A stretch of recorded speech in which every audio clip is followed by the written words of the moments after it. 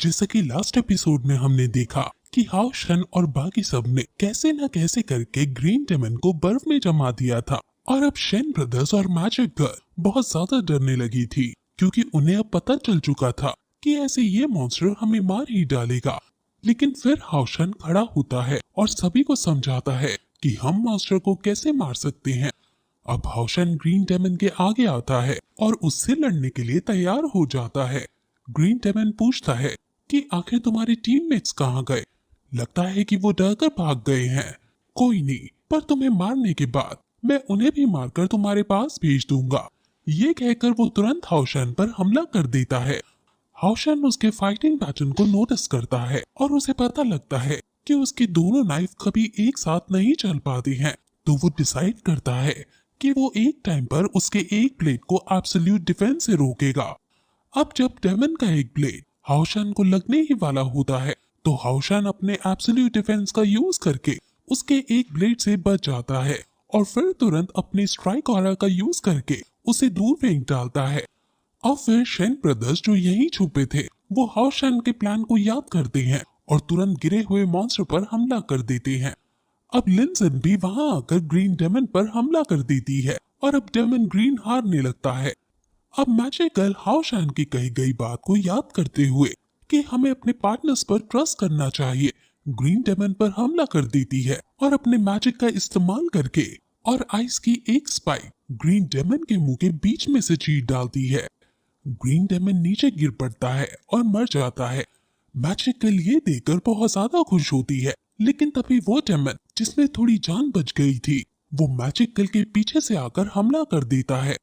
उसको green daemon का हमला लगने ही वाला था कि तभी वहां हाउ शन आ जाता है और उसे बचाने की कोशिश करता है, लेकिन ग्रीन डेमन उसके गले पर खरोच डाल देता है। लेकिन हाउ शन अपने अटैक को क्योंकि करने में कामयाब हो जाता है, इसलिए डेमन अब पूरी तरह से मर जाता है, लेकिन हाउ शन खरोच आने की वजह से मारा जाता है।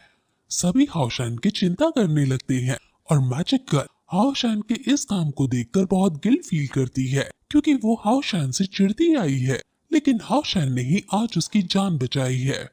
अब तभी वहां पर सुपरवाइजर आ जाते हैं जो उन्हें बताते हैं कि एग्जाम ओवर हो चुका है और अब तुम हाउ ये सिटी वापस आ सकते हो।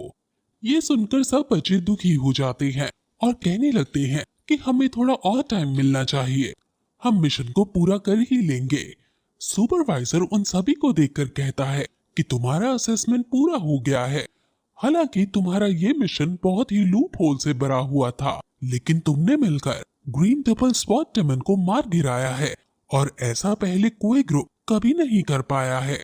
हमें इसके लिए तुम्हारा धन्यवाद करना चाहिए। अब वो सभी हाउ ये सिटी में आ जाते हैं और वहाँ हाउ शन को भी होश आ जाता है।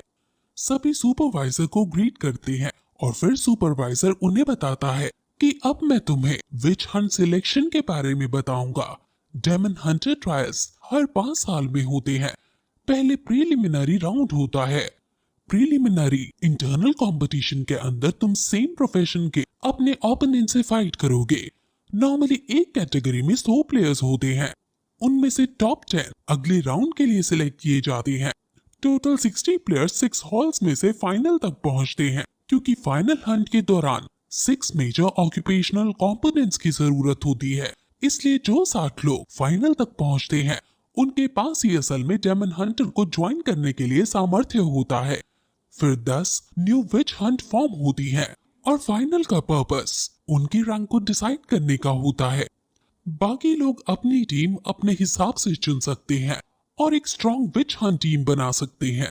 हमारी लीग भी उन नाइट्स को प्रॉपर रिसोर्सेज प्रोवाइड करेगी, स्पेशली टॉप 3 लोगों को नेचुरल और जियोलॉजिकल प्रोटेक्शन लॉन्ग प्रोवाइड की जाएगी। ये एक ऐसा ट्रेजर है जिसे हर नाइट पाना चाहता है, इसकी बहुत ज्यादा इम्पोर्टेंस है।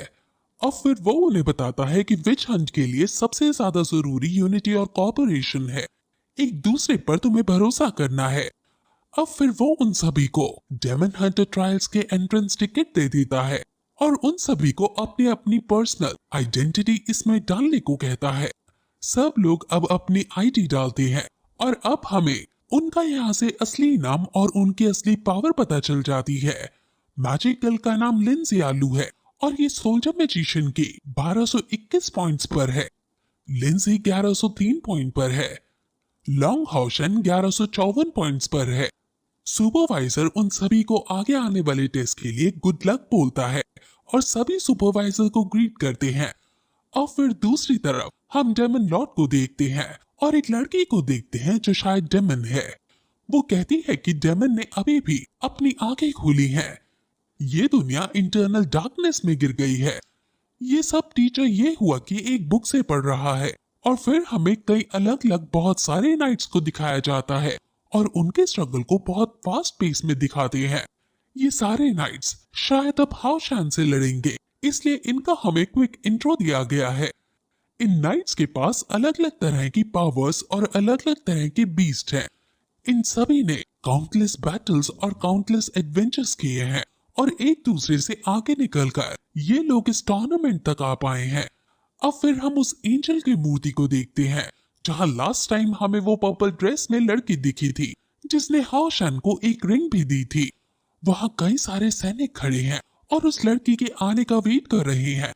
इस लड़की के बारे में हमें अच्छे से अभी कुछ भी नहीं बताया गया है।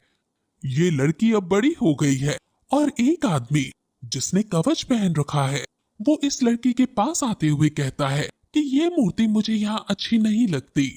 वो लड़की फिर अपनी पावर से एक ही बार में इस मूर्ति को तोड़ डालती है। सभी सैनिक ये देखकर अपना सर झुका लेते हैं और लड़की के नाम का नारा लगाने लगते हैं।